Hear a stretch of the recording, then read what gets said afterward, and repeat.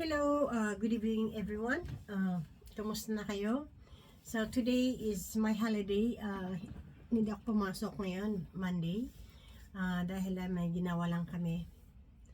And tomorrow work again. Now I'm just thinking na gusto ko mag-upload ng ating pag-aaralan ngayon. So kaya nandito na naman po ako. Before na-share ko na rin ito sa devotion group namin, and now i-share ko rin sa inyo. Okay, so hopefully na maging maayos ang pag-explain, no, kasi minsan nakukuhaan talaga yung dila ko, no. Okay, so ngayon ang ituturo ko sa inyo or i-share ko sa inyo ay ano nga ba ang nauna? Simbahan ba o Bible? Ito, no? So ito naman ay nakita ko ito at napag-aralan ko rin siya, na isa akong natuto, no? Nakita ko rin ito, and napakaganda niya, kaya gusto ko rin i-share ito sa inyo, no? Okay? So ano nga ba ang nauna? Simbahan o Biblia? Okay? So, kung ako ang tatanungin niyo ay simbahan ba? Simbahan kaya? Hindi ko rin alam. Okay, alam ko yan noon before, no? Pero okay, i-reviewin ko ulit ngayon, no? Para maalala ko rin, no? Ang tagal ko na rin kasing, siguro almost 1 year yata. Nalimutan ko na rin. Oo.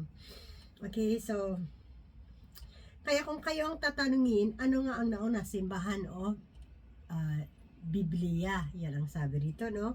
So, ang mga tao kasi, sinabi nila, nauna raw ang simbahan. Maraming mga tao no na sinasabi nila, ay hindi, naunang simbahan, no? Ang iba naman ay Biblia.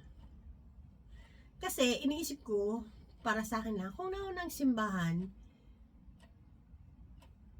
at pangalawa yung Biblia, anong ituturo, di ba? Ano ang i-share, no? Anong ituturo kaya, no, ng salita ng Panginoon, no? Ano kaya ang i-share? Kasi nauna yung simbahan, di ba? Anong ituturo mo? Gano'n, fellowship lang ba? Parang gano'n, no? Kaya nakaka-confuse din, no? Kaya sabi nila rito, iba naman ay Biblia. So bago natin sagutin yan, dapat muna nating malaman kung anong ibig sabihin ng Biblia. Yan ang sabi dito, no? At simbahan. Unahin natin ang simbahan, no? Once nating marinig ang simbahan, ay inisip natin ang simbahan ay pumasok sa ating, yun ay building. Yun daw, building daw yun, no? Oo, yun din ang nasabi ko sa inyo kanina, di ba? Building, no? So, narito ay nagtitipon-tipon ang mga tao. Yun. Okay? So, nagtipon-tipon sila para sumamba. Yun ang isip nila. Ang simbahan ay building na nagtipon-tipon nga para sumamba. Totoo naman yun, di ba? Dahil, saan ka pupunta? Punta ako sa church. Parang ganon. Kaya naman natin na ando yung mga kaibigan natin, ando yung mga ka-sister natin, ka-brother, no, fellowship, no, di ba? Ayun, nagtipon-tipon, mag-aaral ng salita ng Panginoon, nagsisharean each other, ano pa ba?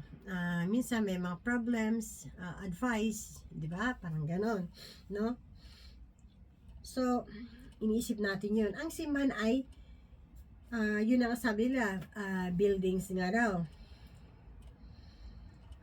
Dito nagtitipon para sumamba sa Diyos, no, na manalangin at makinig sa salita ng Diyos.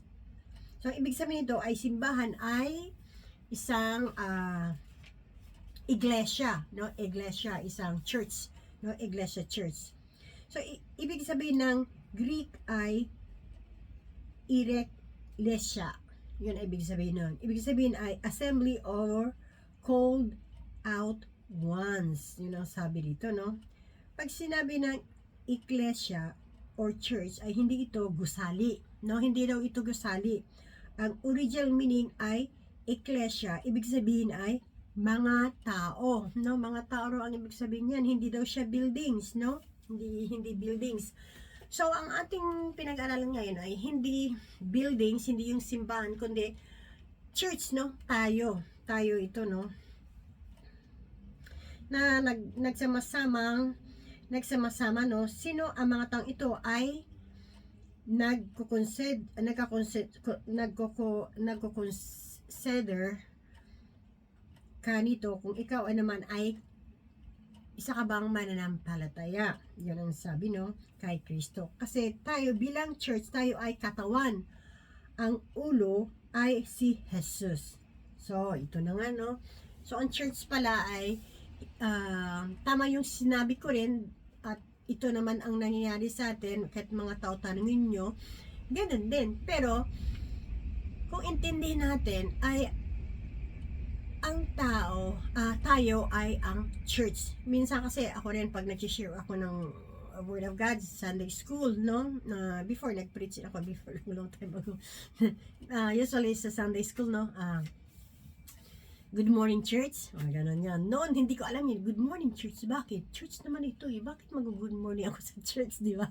Yun pala, good morning, church. Tayo yun, tao, no? So, good morning, church, no? Kaya ito ay sabi rito na tayo raw bilang church, no? Tayo ay katawan. Tayo ang katawan pala. Ang ulo naman ay si Jesus. Si Jesus ang sabi sa Efeso 1:22-23. Sana tama ang verse dito, no, para hindi na ako magbasa, no, para hindi na matatagal, no. Itatry ko lang, titinan ko lang ito baka kung tama ba. Butin lang, nandiyan na kaagad, no. Efeso 1. Bilis, no. Dito pala siya. Okay, ibilis 22-23. 22. Ang lahat ng mga bagay, 22, no? Ang lahat ng mga bagay ay pinasuko niya sa ilalim ng kanyang mga paa at siyang pinagkaluban na maging pangulo ng lahat ng mga bagay sa iglesia. 23, na siyang katawan niya sa kapuspusan niyang pumupuspos ng lahat sa lahat. So, dito nga kayo ay bilang katawan ni Kristo na nanampalataya sa kanyang tao ay iglesia. Dahil ang nagtatag ng ay walang iba ay ang ating Panginoong Hesukristo. Dito sa makikita natin ito sa Matthew 16:18. Sana hindi ko ganun bilisan, no? Minsan kasi nabibilis yung aking explanation. Oo. Sa Matthew, wala ba akong verse nilagay dito? Sana tingnan natin. Sana nailagay ko yung mga verses, no, para hindi na magtagal, no? Matthew 16:18. Tingnan natin dito.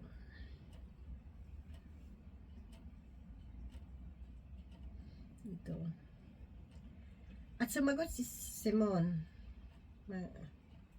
sa Matthew. At sumagot si Simon at si Pedro at sinabi, ikaw ang Kristo ng anak ng Diyos na buhay. At sumagot si Jesus sa kanya, sinabi, mapalad ka, Simon Bar Jonas, sapagkat hindi ipinahayag sa iyo ito ang laman at ng dugo, ngunit ang aking Ama ay nasa langit. At sinabi ko naman sa iyo na ikaw ay Pedro ay isa. Ibabaw ng batong ito, itatay ko ang aking iglesia at ang mga pintuan ng Hades ay hindi magsisipag na iglaban sa kanya. So, dito nakalagay ang katuparan na yun ng tao ay nanampalataya kay Hesukristo. Tayo nga ang iglesia, hindi yung building, no? Hindi yung building. Ang pinag-usapan natin ay yung talagang iglesia na sinabi sa Bible, okay, sa Biblia. So, pinag-usapan natin ang Biblia, no? Pinag-usapan natin ang Biblia. Ang Biblia ay nabuhol naman.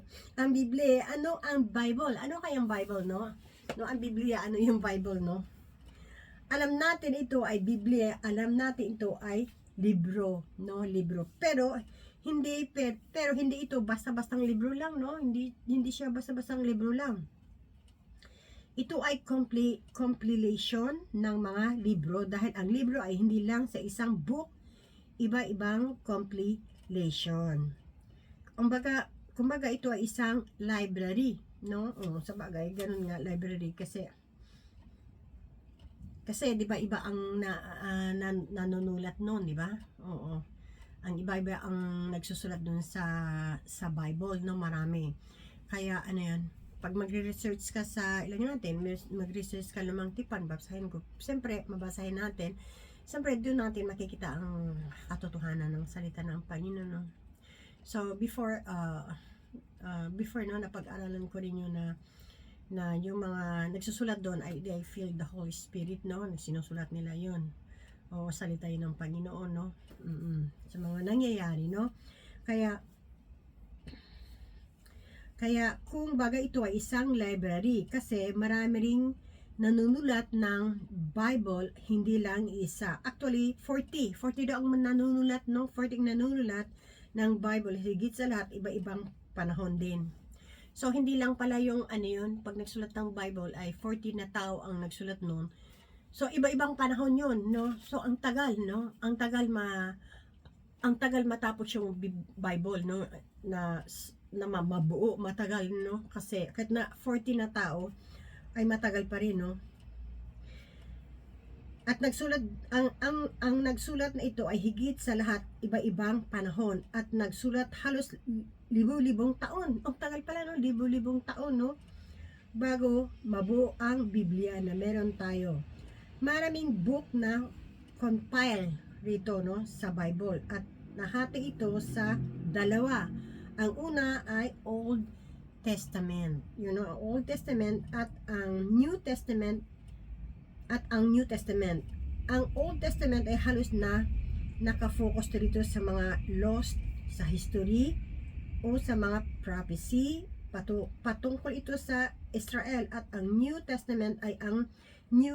Testament naman ay nakafocus dito sa gospel o sa Panginoong Hesukristo at kung paano na fulfilled, no, ng Panginoong Jesus na nakasulat rito sa Old Testament. At nakikita rin natin ito ang mga propesya sa mga huling araw na ngayong malalaman, no? Ngayong malaman, no? So yun na nga, no, sa yung Old Testament dito pala nakasulat, no? So madaling salita, yung Old Testament nauna yung isulat kasi matagal na kasi itong ginawa pala itong Biblia, pero libo-libong taon pala yun, no? Kasi sa umpisa ang sinulat nila ay dalawa yun, no? Ang Old Testament muna yun, tapos di ba nang nagkasala ang mga tao, ganun, and then si God the Father bumaba yung kanyang bugtong na anak para tubusin ang kasalanan. Andun yun sa pangalawa yun, yung New Testament. So doon ang nauna pala yung Old Testament, di ba? So ngayon, nalaman ng Biblia at simbahan o iglesia. Ngayon, sagutin natin ang tanong, ano ba ang nauna? Bible ba or church? Sabi dito, no?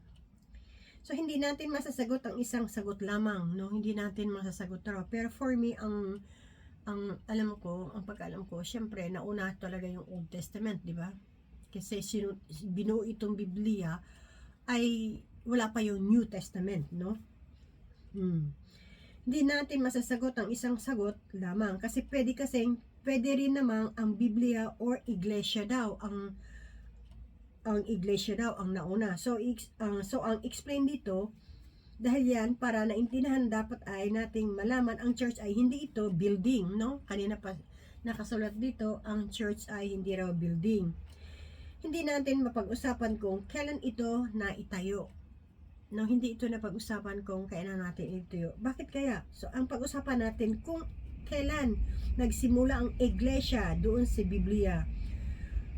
Kumbaga, kailan nabuo, kailan din ipinanganak ang iglesia ayon sa sinabi ng Bible. Yan ang tingnan natin, no? Kailan nga ba? So, maraming Kristiyano ipinanganak itong church, itong iglesia, nung araw ng Pentecostal raw, no? 50 days, no? After nag-fast over. Dito, nag-start sa Acts 21, Acts 22 verse 1. Tingnan natin, no? Sa Acts gawa, Acts 2:1.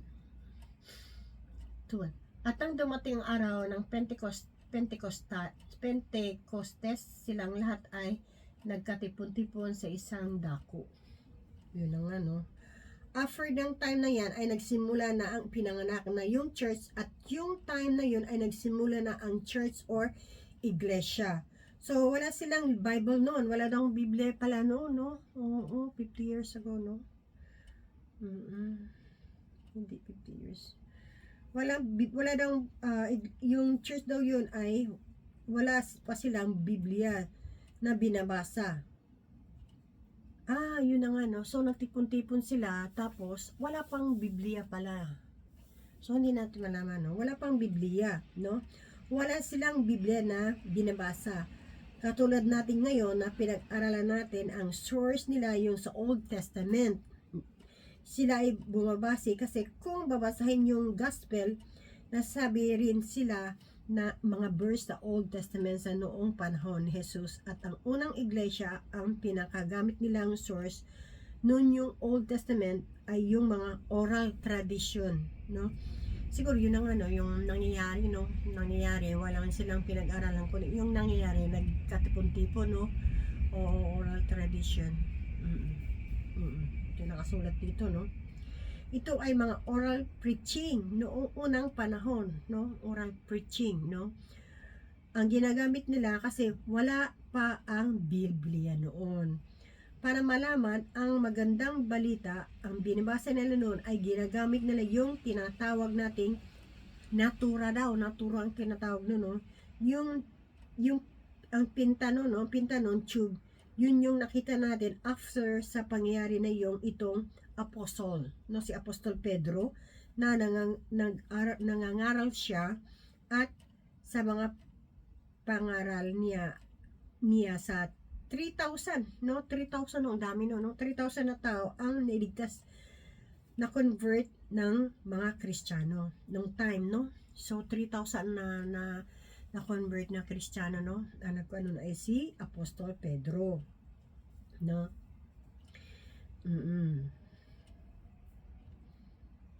So dito natin makikita, no, na nung time na yun ay really na makikita na walang simbahan na nakatayo. Wala rong simbahan na nakatayo, kundi sila nagtipon-tipon lang sila, nagtipon-tipon dito lang, at nagsimula ang iglesia ng ating Panginoong Hesus hanggang dumami. So nung yun palang unang panahon, tipon-tipon nga lang, at yung kanilang oral pala sila pag nagtuturo, no? Oral, yung kanilang preaching noong unang panahon, no? Hanggang dumami ang mga tagasunod ng Panginoon Jesus. Kumalat na ito sa buong mundo. Kumalat na sa buong mundo hanggang dito sa atin ng bayan noong, hanggang dito sa Asian, sa ating bayan, no? Kumalat na talaga ang salita ng Panginoon, no? Nung time na yon, no? Nangyayaring kapanakan ng iglesia ay wala pang iba-ibang reliyon. So nung unang parang wala pa palang iba-ibang reliyon, no? Hindi pa nagsisimula ang Roman Catholic, hindi pa raw nagsimula ang Roman Catholic, mga Protestant, at kung ano ang mga iba pang denomination. Wala pa yung mga ganyan, no? Talagang puro church iglesia lang, no?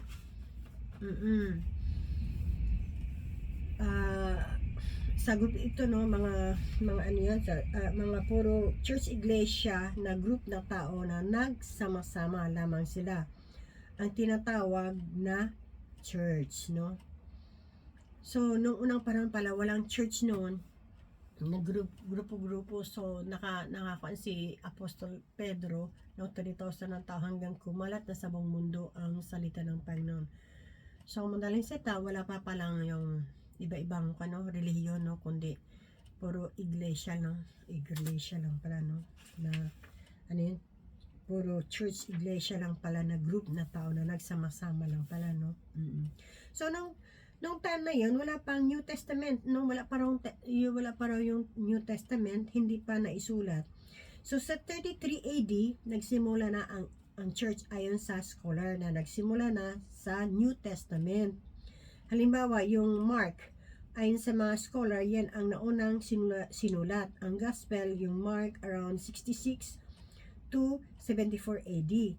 At ang naisulat ni Pedro ay around 50 AD at yung last ng Biblia ay Book of Revelation ay around 95 to 96 AD. So maganda, maputol ko itong aking maganda din itong marunong magkita natin kung anong nangyari before, no? Nakita ko actually ito sa YouTube, no? YouTube. So kung maganda itong maganda din ito kaya na-share ko sa inyo ito, no? So titingnan natin ito around 41 to 96 AD, halos naisulat ang New Testament. At kung titingnan natin sa history, nauna talaga yung church, no? Sa history pala nauna pala ang church, no? Kasi yung church hindi naman siya Biblia, di ba? Hindi naman church na building, kundi ang church ay tayo yun, di ba? Nagtipon-tipon lang sila para mag-preach ng magtuturo sila, oral lang yung nagsishare lang sila, no? So ang nauna talaga church, tama. Nagkamali ako yung una kong church. Ano bang gagawin natin doon? Wala namang Bible. Nga, tama ngayon. Church pala daw. Nakasulat dito, no? Oo. At kung titingnan natin sa history, nauna talaga yung church kaysa New Testament. Pero ang Bible ay nahati sa dalawa. Hindi lang siya New Testament. Meron pa tayong Old Testament. Ngayon, nakita natin na nauna ang church, kaya New Testament, pero ang Old Testament nauna siya kaysa church, no? Dito sa Genesis, Exodus, Leviticus, Numbers, Deuteronomy.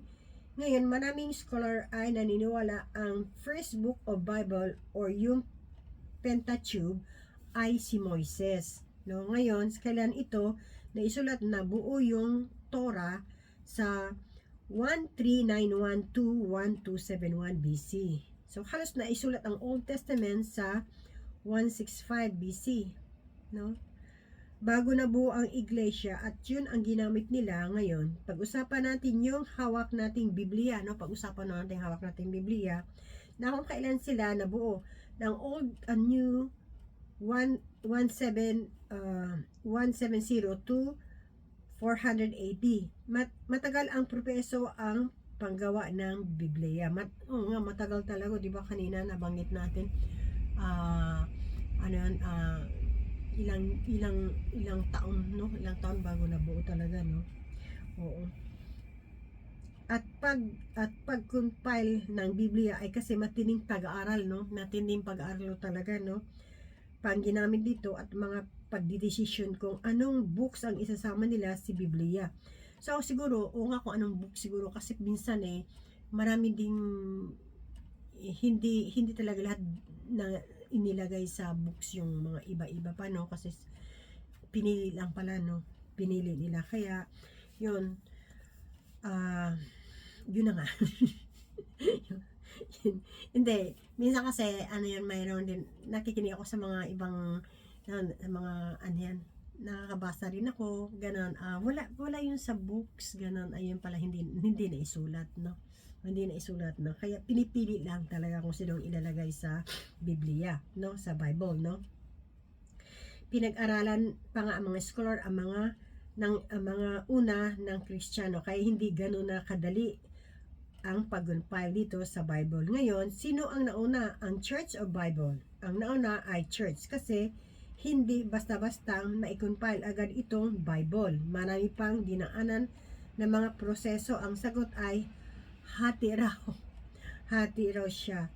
Hindi natin masasagot ang isang sagot. Nauna ang church, iglesia, no? Nauna daw ang church o iglesia kaysa Bible. So old, at nauna ang Bible sa New Testament kaysa church. Yan daw. So yun ang nakasulat, no? Ang hati pala yun, no? Hindi pala hindi pala nauna ang church, hindi din nauna ang Bible, no? Hati pala yun. Oo. Yun ang sabi dito sa aking narinig ko lang ito mga kapatid, no? So, nakita ko lang ito. Siguro, sabi ko, it's time. Maganda yata itong mapag-aralan, no? Na ano yun? Na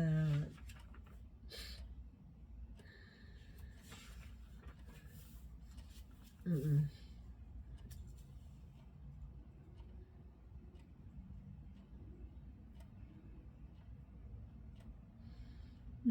Yun, no? Okay? So, yun na lang ating i-share ngayon. Oo.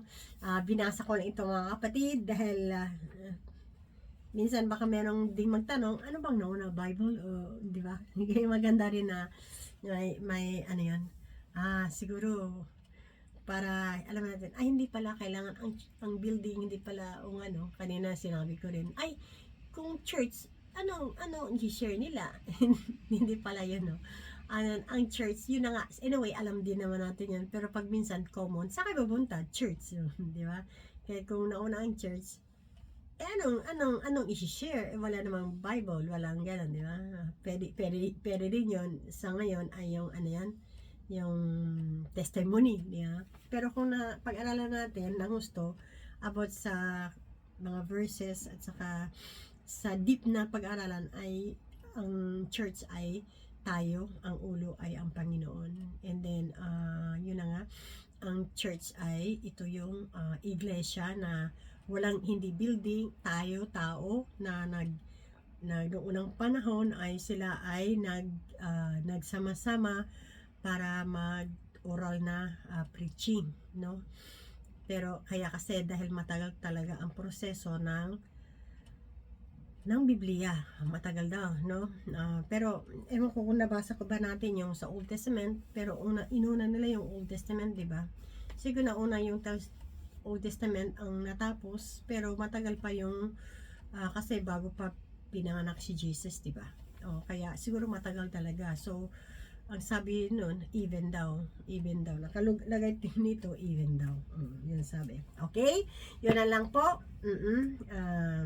Anyway, maghanap ako ng magandang ating pag-aralan. Titinan ko po bukas o makalawa. Now, yun na lang po ang ating ito lang po man share ko sa inyo. Oo. Okay. Lord, maraming salamat Lord God na kahit pinag-aralan namin ito Lord God, itong about sa church and Biblia, Panginoong Ama. Maraming salamat Lord God dahil nagkaroon kami ng kaalaman, Panginoong Ama. Thank you very much Lord God sa everyday, Panginoong Ama, na pagkikare niyo sa amin Lord God. At Lord, always help us Lord God to know you more and more on Jesus. Lord, protect us always in Jesus' name. Amen. Okay, bye.